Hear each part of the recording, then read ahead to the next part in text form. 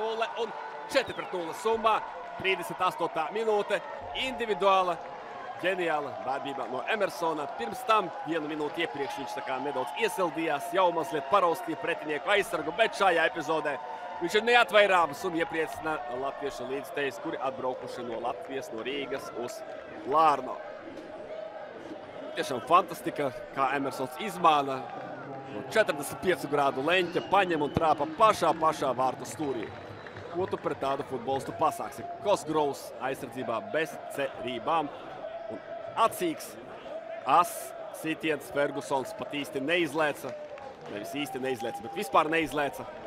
Parāvās mazliet bumbas virzienā, bet saprata, ka velti.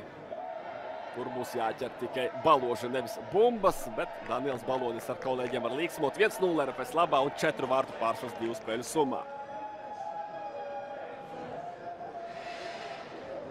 Emersonam ļoti labs sezonas posms, kā runā arī futbola sabiedrībā, arī RFS atbalstošie cilvēki, ka viņš atvērās